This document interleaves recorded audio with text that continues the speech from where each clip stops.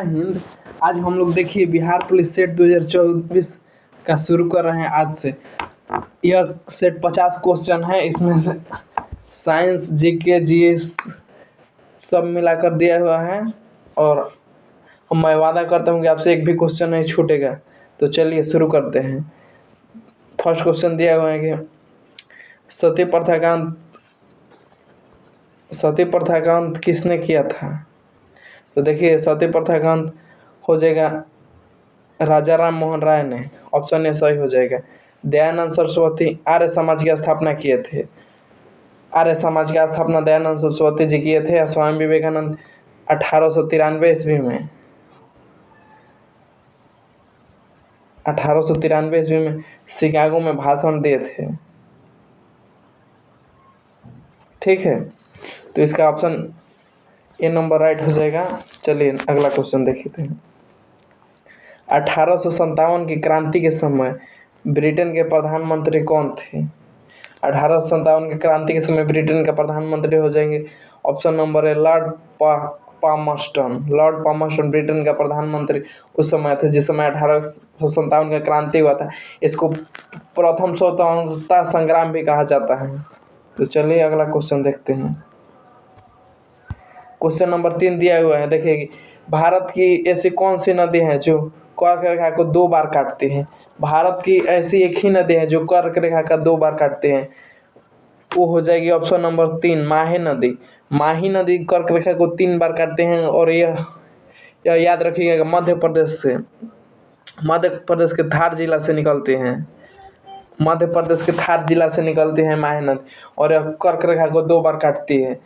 कोसी नदी बिहार का शोक नदी हो जाएगी। कोसी नदी बिहार के शोक नदी हो जाएगी क्योंकि उत्तरी बिहार का पूरा एरिया इसी से बाढ़ से प्रभावित होता है। और गंगा नदी सबसे बिहार की पूरा भारत की सबसे लंबी नदी गंगा नदी। इसकी लंबाई है 2525 किलोमीटर।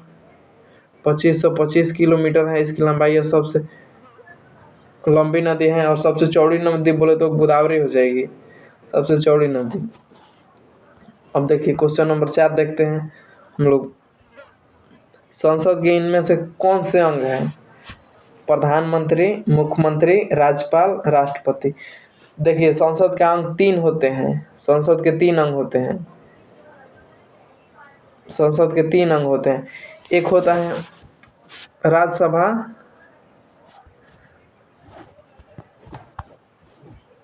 एक होता है लोकसभा और एक होता है राष्ट्रपति। संसद के 3 अंग होता है। तो ऑप्शन नंबर हमारा 4 हो जाएगा। राष्ट्रपति संसद का अंग होते हैं। ऑप्शन नंबर 4 राइट हो जाएगा। चलिए नेक्स्ट क्वेश्चन देखिए। असहयोग आंदोलन शुरू करने के समय भारत का वायसराय कौन था? असहयोग आंदोलन शुरू करने के समय भारत का वायसराय कौन था? तो भारत का वायसराय हो जाएंगे लॉर्ड चेम्सफोर्ड। ऑप्शन नंबर 3 हो जाएगा। लॉर्ड चेम्सफोर्ड भारत के वायसराय थे असहयोग आंदोलन शुरू करने से पहले। अब देखिए क्वेश्चन नंबर 4 देखते हैं। क्वेश्चन नंबर 6, राज्यसभा का अध्यक्ष स्पीकर कौन होता है? राज्यसभा का अध्यक्ष स्पीकर यानी अध्यक्ष बोले तो स्पीकर कौन होता है? तो होते हैं वो राष्ट्रपति नियुक्त करते हैं उपराष्ट्रपति को। ऑप्शन नंबर 2 हो जाएगा उपराष्ट्रपति। राज्यसभा का अध्यक्ष होते हैं उपराष्ट्रपति। ठीक है, अब देखिए भारत की सबसे बड़ी नदी हो जाएगी गंगा नदी। ऑप्शन नंबर ए हो जाएगा। 8 नंबर क्वेश्चन देखते हैं। भारत राज्यों का संघ है, यह किस अनुच्छेद में दिया हुआ है?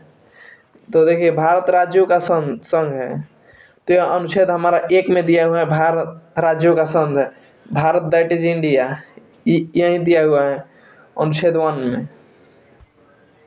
देखिए 9 नंबर क्वेश्चन देख रहे हैं। भारत का सबसे पूर्वी बिंदु का नाम क्या है? भारत का सबसे पूर्वी बिंदु का नाम क्या है? देखिए भारत का सबसे पूर्वी बिंदु का नाम है, 1 मिनट देखिए भारत, ये मान लीजिए उत्तर हो गया। 1 मिनट, ये उत्तर हो गया, ये दक्षिण हो गया, ये पूरब हो गया, ये पश्चिम हो गया, ये भारत का पूर्वी बिंदु का नाम है, इसको बोलते हैं अरुणाचल प्रदेश में एक जगह है किबथू। अरुणाचल प्रदेश का एक जगह है किबथू, किबथू हो जाएगा। और भारत का दक्षिणी बिंदु हो जाएगा इंदिरा पॉइंट, सबसे दक्षिणी बिंदु हो जाएगा इंदिरा पॉइंट जो ग्रेट निकोबार में स्थित है। और उत्तरी बिंदु हो जाएगा हमारा इंदिरा कॉल, उत्तरी बिंदु हो जाएगा इंदिरा कॉल हो जाएगा। और पश्चिमी बिंदु हो जाएगा जो गुजरात में स्थित है। ठीक है, तो चलिए इसका आंसर हो जाएगा किबथू। भारत का पूर्वी बिंदु किबथू है जो कि किबथू सही आंसर हो जाएगा जो अरुणाचल प्रदेश में स्थित है। चलिए अगला क्वेश्चन देखते हैं। आधार भारत की आधार रेखा से कितने नॉटिकल मील तक समुद्र में अधिकार है? तो भारत की आधार रेखा से 200 नॉटिकल मील हमारा आंसर हो जाएगा। 200 नॉटिकल मील आधार रेखा है। ठीक है, अगला क्वेश्चन देखिए। भारत के मुख्य भूमि की दक्षिणतम सीमा क्या है?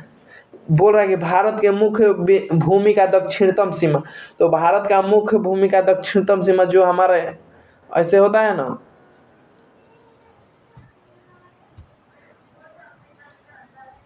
तो यहाँ पे दक्षिणतम हो जाएगा। देखिए 1 मिनट, इस प्रकार होता है ना, तो यहाँ पे दक्षिणतम 8 डिग्री 4 मिनट होता है, 8 डिग्री 4 मिनट। ठीक है, और फिर इसके नीचे में होता है अंडमान निकोबार में, वो 6 डिग्री 4 मिनट होता है, 6 डिग्री 4 मिनट। तो ये बोल रहा है भारत के मुख्य भूमिका ये हो जाएगा, ये बोल रहा है मुख्य भूमिका, तो ये हो जाएगा दक्षिणतम बिंदु 8 मिनट 4 सेकेंड, नहीं नहीं sorry 8 degree 4 minute. Option A हो जाएगा 8 डिग्री 4 मिनट। अब देखिए क्वेश्चन नंबर 12 दिए हुए हैं। संघ सरकार के कर राजस्व में सबसे महत्वपूर्ण स्रोत क्या है? तो देखिए संघ सरकार के बोल रहा है केंद्र सरकार के कर राजस्व में सबसे महत्वपूर्ण भूमिका है आयकर, इनकम टैक्स और प्लस जीएसटी, ये दोनों मिला देते हैं तो इनकम टैक्स और जीएसटी मिला देते हैं तो ये हमारा 90% लगभग हो जाता है। तो इसका आंसर हो जाएगा आयकर, ऑप्शन नंबर 2 आयकर हो जाएगा। अब देखिए ऑप्शन क्वेश्चन नंबर 13 दे रहा है प्रोटेम स्पीकर की नियुक्ति कौन करता है? प्रोटेम स्पीकर की नियुक्ति कौन करता है? तो प्रोटेम स्पीकर की नियुक्ति हमारे राष्ट्रपति करते हैं, हमारे राष्ट्रपति प्रोटेम स्पीकर की नियुक्ति करते हैं। ठीक है,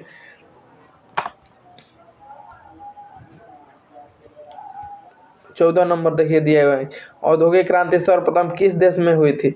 औद्योगिक क्रांति सर्वप्रथम किस देश में हुई थी? तो ये हुई थी हमारे इंग्लैंड में, सबसे पहले औद्योगिक क्रांति इंग्लैंड में हुई थी। 15 दिया हुआ है, देखिए कि भारत में कुल भूमि का कितना प्रतिशत कृषि कार्यों में संलग्न है? भारत में कुल भूमि का कितना प्रतिशत कृषि कार्यों में संलग्न है? तो हमारा हो जाएगा 51 से 52%, 51 से 52%। तो 51 से 52 मतलब ऑप्शन नंबर 3 देखिए दिया हुआ है। ठीक है, अगला क्वेश्चन देखिए भारत का संविधान किस दिन लागू हुआ था? 16 नंबर दिया हुआ है भारत का संविधान किस दिन लागू हुआ था? तो ऑप्शन ए दिया है 26 जनवरी 1950, ऑप्शन बी 15 अगस्त 1949, ऑप्शन सी 16 अगस्त 1949। तो देखिए भारत का संविधान लागू बनकर तैयार हुआ था 26 नवंबर 1949 को, 26 नवंबर 1949 को तैयार हो गया था बनकर, लेकिन 2 महीना बाद लागू हुआ था। 2 महीना बाद मान यानी 26 जनवरी 1950 को, 26 जनवरी 1949 ईस्वी को केवल 15 अनुच्छेद आर्टिकल 15 तक लागू हुआ था, मतलब 15 को लागू हुआ था और पूर्ण रूप से लागू 26 जनवरी 1950 ईस्वी को हुआ था। ठीक है, देखिए क्वेश्चन नंबर 17 दिया हुआ है भारत में करेंसी नोट जारी कौन करता है? भारत में करेंसी नोट जारी वित्त सचिव, भारतीय स्टेट बैंक, रिजर्व बैंक, भारतीय रिजर्व बैंक। तो आरबीआई भारत में नोट जारी करने का आरबीआई करता है, केवल आरबीआई भारत में नोट जारी करता है। तो ऑप्शन नंबर 3 हमारा सही हो जाएगा। अगला क्वेश्चन देखिए अंतर्राष्ट्रीय व्यापार का मुख्य प्रहरी, अंतर्राष्ट्रीय व्यापार का मुख्य प्रहरी IMF, WTO, IFC। तो अंतर्राष्ट्रीय व्यापार का मुख्य प्रहरी WTO, इसका फुल फॉर्म कभी पूछ लेता है तो WTO का फुल फॉर्म, एक मिनट, WTO का फुल फॉर्म होता है वर्ल्ड ट्रेड ऑर्गेनाइजेशन, वर्ल्ड अंतर्राष्ट्रीय व्यापार संगठन, अंतर्राष्ट्रीय व्यापार संगठन WTO का फुल फॉर्म हो जाएगा।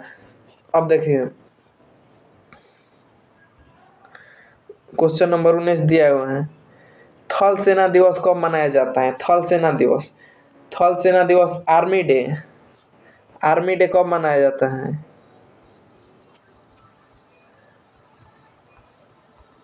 आर्मी डे मनाया जाता है 15 जनवरी को। देखिए 15 जनवरी, आर्मी डे 15 जनवरी को मनाया जाता है। 15 अगस्त को हमारा स्वतंत्रता दिवस मनाया जाता है, स्वतंत्रता दिवस 15 जनवरी को। 26 जनवरी को मनाया जाता है गणतंत्र दिवस, और 15 जनवरी को आर्मी डे, इंडियन आर्मी दिवस मनाया जाता है। देखिए 20 नंबर दिया, भारत का प्रमाणिक समय उस स्थान का स्थानीय समय है जो स्थित है। बोला कि भारत का प्रमाणिक समय स्थानीय समय से स्थित है, तो ये हो जाएगा इलाहाबाद के समीप एक नैनी जगह है, इलाहाबाद में नैनी के समीप से भारत का स्थानीय समय निकलता है। और ग्रीनविच के समय से, ग्रीनविच के मानक समय से 5.5 घंटा आगे है। हमारे अंतर्राष्ट्रीय मानक समय जो होता है ना ग्रीनविच, ग्रीनविच में हर एक जगह से समय डिसाइड होता है, तो उससे 5.5 घंटा आगे है। अब देखिए क्वेश्चन नंबर 21 देखिए, जीव विज्ञान का जनक किसे कहा जाता है? जीव विज्ञान का जनक किसे कहा जाता है? तो जीव विज्ञान का जनक अरस्तु हो जाएंगे। अरस्तु को जीव विज्ञान का जनक कहा जाता है। जीव विज्ञान एवं जंतु विज्ञान, जीव विज्ञान को जनक अरस्तु को कहा जाता है। और थियोफ्रेस्टस को वनस्पति विज्ञान का जनक कहा जाता है। थियोफ्रेस्टस वनस्पति विज्ञान का जनक कहा जाता है। अब देखिए कैरोलस लिनियस, यहाँ लिनियस हो जाएगा, तो कैरोलस लिनियस को द्विनाम पद दिया है। जैसे मनुष्य का होमोसेपियंस होता है ना, मनुष्य का वैज्ञानिक नाम होमोसेपियंस, तो यह कैरोलस लिनियस ने दिया था, तो इसका राइट आंसर अरस्तु हो जाएगा। 22 देखिए क्वेश्चन नंबर 22, हमें भोजन से मिलने वाली ऊर्जा किस रूप में मापा जाता है? तो भोजन से मिलने वाली ऊर्जा कैलोरी में मापा जाता है। केल्विन, देखिए केल्विन से तापमान मापा जाता है, ताप मापा जाता है। वासा तो हमारे शरीर के लिए बहुत ही जरूरी है, क्योंकि वासा से शरीर में, चेहरे में निखार आता है और शरीर भी मजबूत रहता है। एम्पियर देखिए, एम्पियर विद्युत धारा मापता है, इसका विद्युत धारा का ऐसा ही मात्रक है एम्पियर। केल्विन ताप मापता है, हम इसका राइट आंसर हो जाएगा कैलोरी। अब देखिए बिहार दिवस कब मनाया जाता है? ये बिहार पुलिस के लिए काफ़ी इम्पोर्टेंट है। बिहार स्पेशल से भी हम लोग 1-2 क्वेश्चन ले लिए हैं। तो बिहार दिवस मनाया जाता है 22 मार्च को, 22 मार्च। अब देखिए 22 मार्च को विश्व जल दिवस भी मनाया जाता है। विश्व जल दिवस 22 मार्च को मनाया जाता है। बिहार 22 मार्च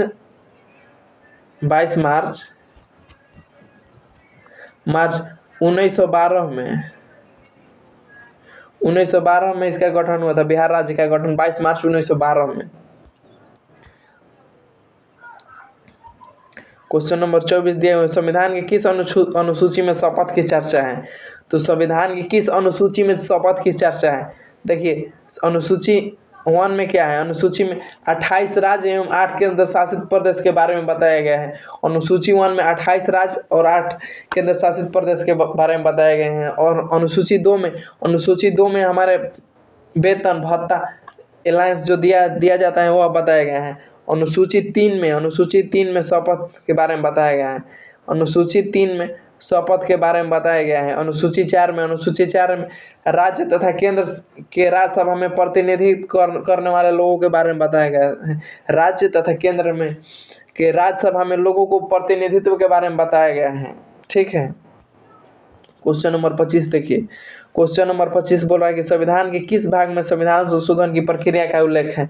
तो संविधान के किस भाग में संविधान संशोधन की प्रक्रिया का उल्लेख है। तो इसका ऑप्शन नंबर ए हो जाएगा 20 भाग में संविधान संशोधन की प्रक्रिया का उल्लेख। अब देखिए भाग 2 में हमारा नागरिकता हो जाएगा, भाग 2 में नागरिकता हो जाएगा, और भाग 10 में हो जाएगा अनुसूचित जाति एवं अनुसूचित जनजाति के क्षेत्र, ठीक है। और भाग 22 में हो जाएगा संविधान संशोधन, संविधान संशोधन हो जाएगा भाग 22 में, नहीं सॉरी भाग 20 में संविधान संशोधन होगा। इसका आंसर नंबर ए होगा, ऑप्शन नंबर ए, भाग 20 में संविधान संशोधन दिया हुआ है। अब देखिए भारत के 26 नंबर क्वेश्चन देखिए, भारत के किस राज्य में थालघाट दारा स्थित है। भारत के किस राज्य में थालघाट दारा स्थित है। तो ऑप्शन ए गुजरात हो जाएगा, option B Maharashtra, option C Madhya Pradesh, option D Kerala. तो बताइए भारत के किस राज्य में थालघाट दर्रा स्थित है। तो इसका ऑप्शन नंबर बी हो जाएगा महाराष्ट्र में, ऑप्शन नंबर बी हो जाएगा महाराष्ट्र में थालघाट दर्रा स्थित है। चलिए अगला क्वेश्चन देखते हैं हम लोग। क्वेश्चन नंबर 27 देखिए, क्वेश्चन नंबर 27 दिए हुए हैं, पृथ्वी की जुड़वा बहन किसे कहते हैं। पृथ्वी की जुड़वा बहन किसे कहते हैं। तो ऑप्शन नंबर ए दिया हुआ है शनि सॉरी यहाँ शुक्र कर लीजिए, ये गलत थोड़ा दे दिया हुआ है,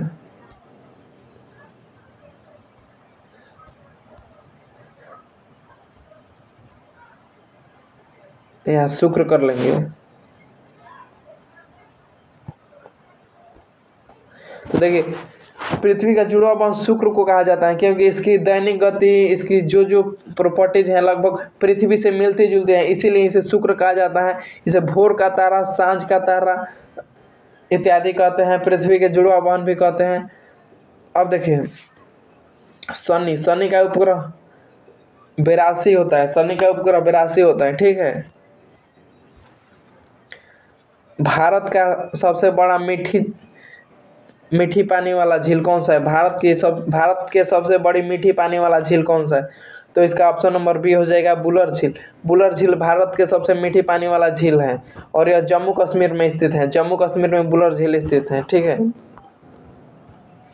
क्वेश्चन नंबर 29 देखिए दिया हुआ है, T20 वर्ल्ड कप 2024 का विजेता देश कौन है। T20 वर्ल्ड कप 2024 का विजेता देश कौन है। तो ऑप्शन नंबर पाकिस्तान, भारत, अफगानिस्तान, श्रीलंका। तो पाकिस्तान नहीं होगा, हमारा भारत हो जाएगा। तो भारत T20 वर्ल्ड कप का विजेता है। अब देखिए क्वेश्चन नंबर 30 दिया हुआ है, नालंदा विश्वविद्यालय भारत के किस राज्य में स्थित है। नालंदा विश्वविद्यालय भारत के किस राज्य में स्थित है। तो हमारे बिहार में हो जाएगा, बिहार के नालंदा जिला में नालंदा विश्वविद्यालय है, नालंदा जिला में नालंदा विश्वविद्यालय है। क्वेश्चन नंबर 31 देखिए, लोकसभा के सदस्य बनने के लिए न्यूनतम उम्र कितना चाहिए। लोकसभा के सदस्य बनने के लिए न्यूनतम उम्र देखिए 25 वर्ष चाहिए। लोकसभा के सदस्य बनने के लिए न्यूनतम उम्र 25 वर्ष चाहिए। वहीं राज्यसभा के सदस्य बनने के लिए न्यूनतम उम्र 30 वर्ष चाहिए, 30 वर्ष का होना आपका अनिवार्य है। क्वेश्चन नंबर 32 देखिए, स्वतंत्र भारत का प्रथम गवर्नर जनरल कौन थे। स्वतंत्र भारत के प्रथम गवर्नर जनरल कौन थे। स्वतंत्र भारत के प्रथम गवर्नर जनरल हो जाएंगे सी राजगोपालाचारी। ये स्वतंत्र भारत का प्रथम राष्ट्रपति डॉक्टर राजेंद्र प्रसाद हो जाएंगे। और यह अंतिम में हो जाएगा माउंटबेटन, स्वतंत्र भारत का अंतिम मतलब governor general Mountbatten. Question number 33 देखिए दिया हुआ है, कालबेलिया किस भारतीय राज्य का प्रसिद्ध लोक नृत्य है। कालबेलिया एक लोक नृत्य है, वो है राजस्थान का, कालबेलिया राजस्थान का। घूमर हो जाएगा गुजरात का, घूमर हो जाएगा गुजरात का लोक नृत्य, घूमर हो जाएगा। देखिए क्वेश्चन नंबर 34 दिया हुआ है, भारतीय संविधान के अनुच्छेद 76 का संबंध अनुच्छेद 76 किस संबंध है। भारतीय संविधान का अनुच्छेद 76 किससे संबंधित है। तो ये हमारे भारत के महान न्यायवादी हो जाएंगे। अनुच्छेद 76 भारत का महान न्यायवादी से संबंधित है।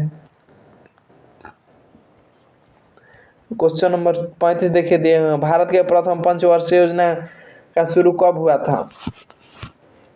तो भारत के पंचवर्षीय योजना शुरू हुआ था 1951 से 1956 तक, और यह हमारे कृषि पर आधारित था।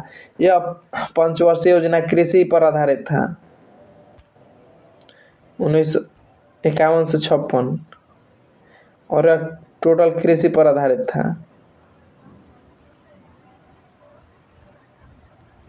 ठीक है,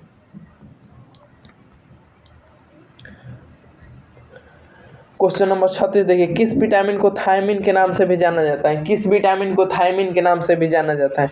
तो इसका ऑप्शन नंबर ए हो जाएगा vitamin B2, vitamin B1। Vitamin B1 को थायमिन के नाम से जाना जाता है।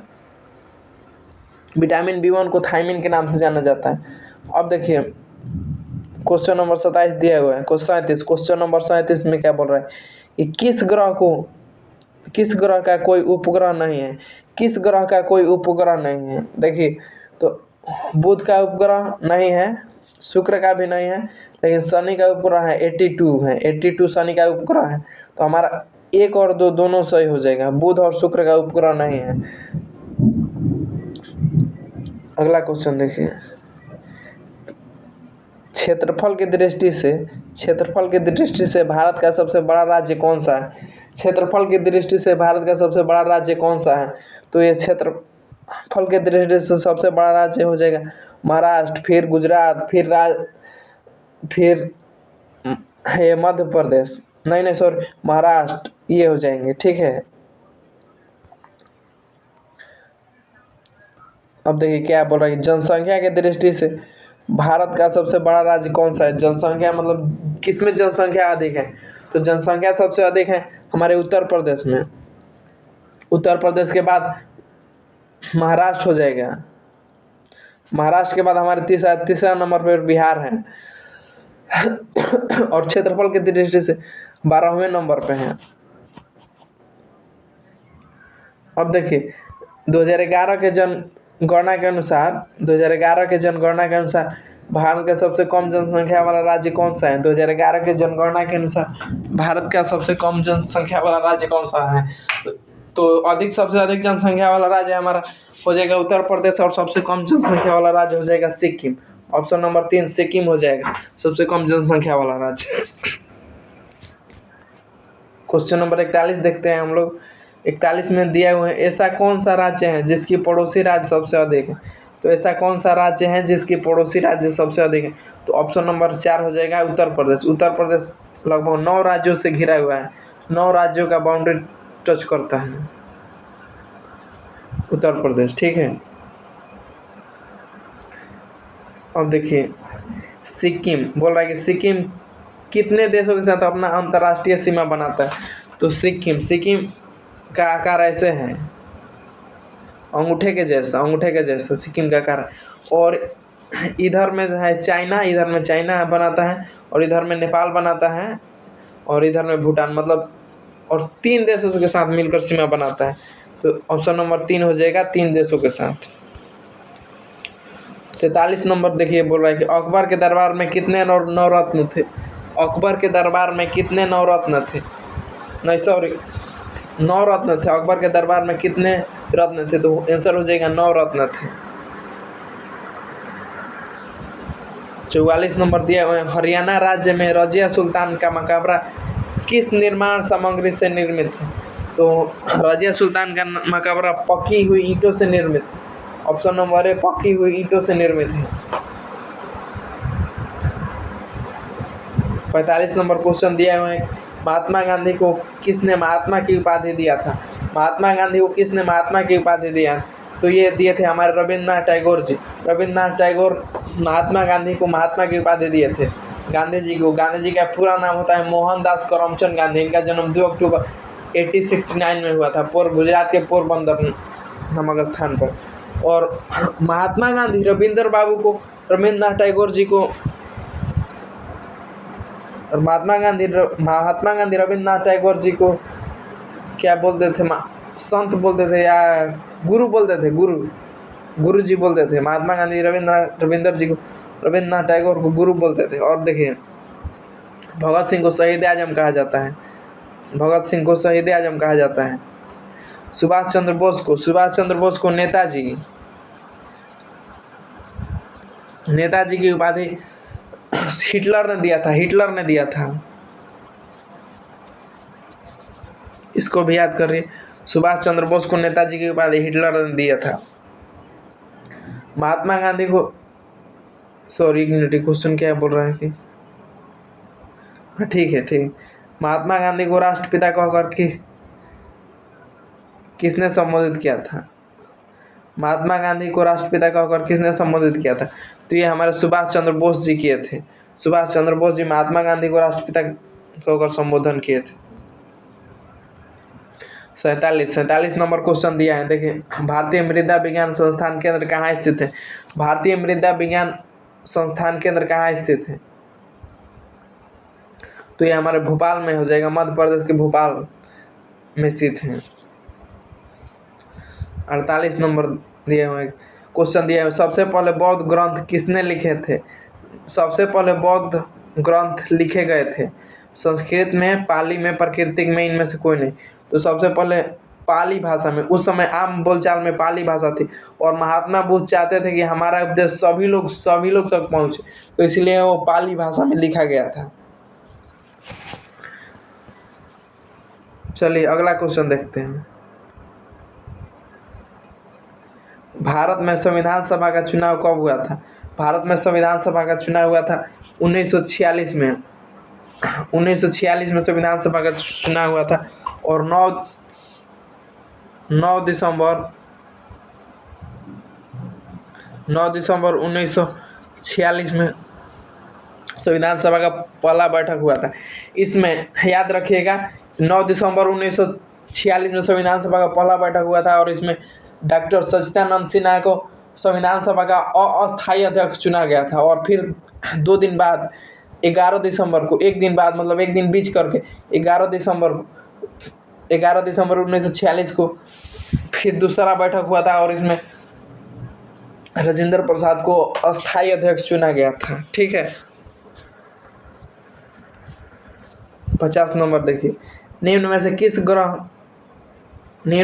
ग्रह नहीं माना जाता है? मतलब ये दिया हुआ है कि कौन ग्रह नहीं है, तो बुध हमारा ग्रह है, शनि भी ग्रह है, बृहस्पति भी ग्रह है, लेकिन प्लूटो ग्रह नहीं है। तो हमारा ऑप्शन नंबर 4 हो जाएगा। प्लूटो को 2006 में एक खगोलीय बैठक हुआ था, जिसमें 2006 में प्लूटो को ग्रह के श्रेणी से निकाल दिया था। पहले हमारे पास 9 ग्रह था, अब 8 ही ग्रह हैं।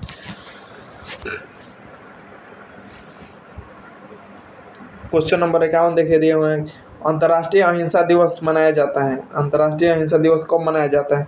तो ये 2 अक्टूबर को मनाया जाता है, हमारे राष्ट्रीय महात्मा गांधी जी को जन्मदिन पर मनाया जाता है।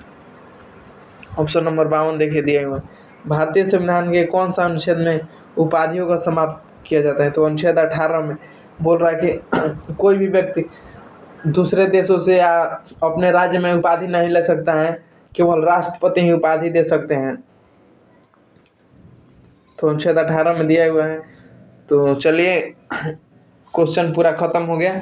आई होप कि आप लोगों को यह क्लास बहुत अच्छा लगा होगा। तो ठीक है, अपना फीडबैक जरूर देते रहिएगा। ठीक है, थैंक यू, धन्यवाद।